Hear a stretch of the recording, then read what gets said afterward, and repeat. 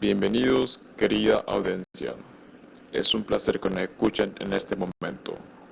Nosotros somos estudiantes de la clase de Historia de Honduras, de la Universidad Católica de Honduras, con la presentación de Roxely Hernández, Ángel Isaac Izágula Gómez y mi persona, Kenneth Jesse López Aldana.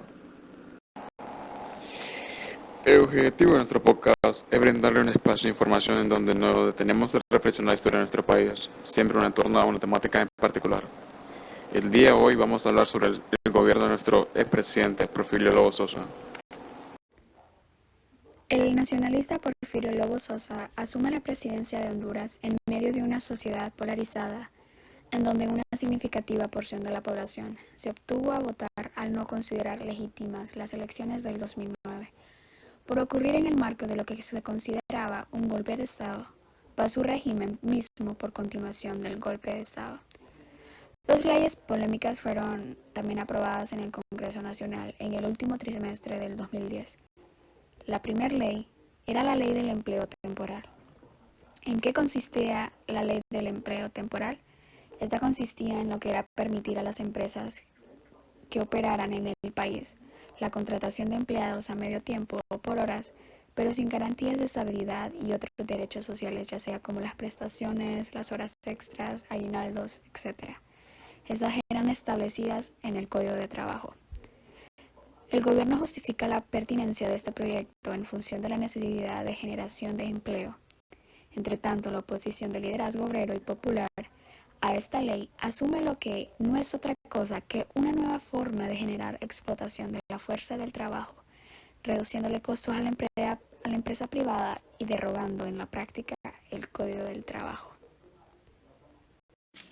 La Ley Marco de Iglesia Evangélica es otra propuesta polémica, aprobada el 12 de noviembre, le da a la Confraternidad Evangélica de Honduras, que agrupa a las iglesias evangélicas de mayor patrimonio económico, la representación del total de las iglesias evangélicas de Honduras. Diversas agrupaciones evangélicas cuestionan esta ley porque la somete a obligaciones de diversas índoles, incluso económicas, con dichas confraternidades, y según agregan y contradicen el principio constitucional de libertad de culto y privilegia a sectores particulares de la sociedad hondureña.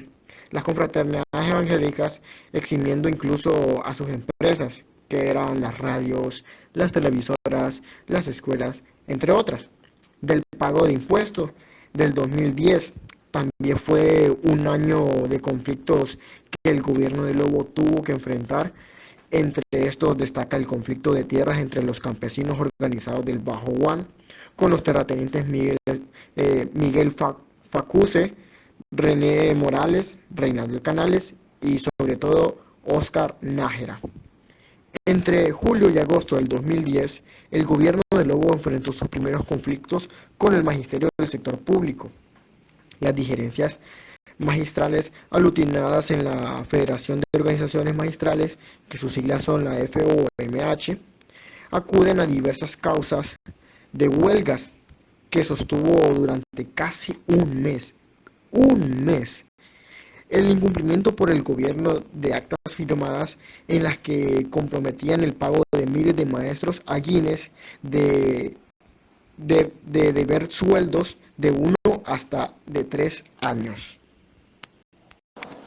Lobo Sosa heredó el aislamiento internacional sometido por el régimen Roberto Micheletti y a graves presiones económicas y políticas de la comunidad nacional e internacional por considerarse un usurpador del poder soberano del pueblo de los Estados Unidos.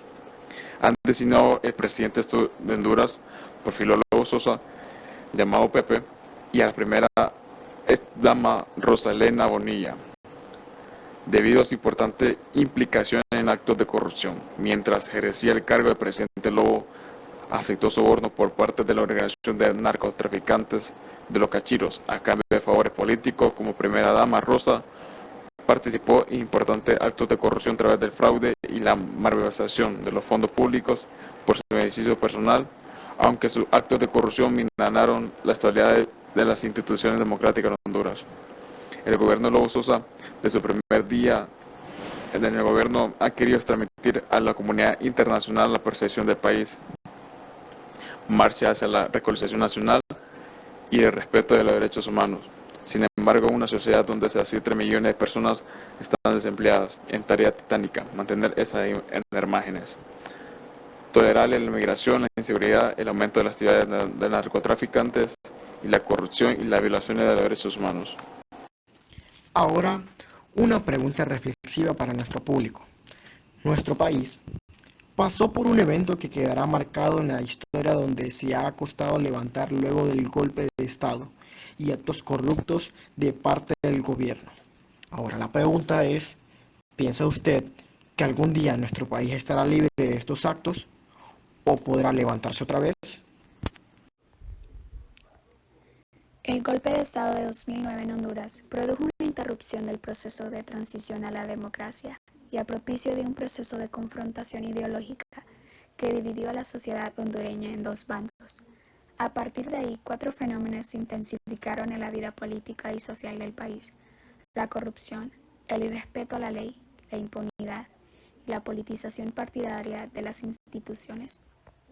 A partir del contexto descrito, se puede deducir con facilidad que la presidenta, el partido del gobierno, el Congreso Nacional y el sistema de justicia van a enfrentar lo que son muchos y variados retos que pondrán a prueba su habilidad para prevenir y enfrentar los brotes conflictivos. Y si estos se producen, activar las iniciativas adecuadas para impedir que deriven en crisis. Nosotros como hondureños debemos decirle no a la impunidad para que nuestro país sea un país democrático.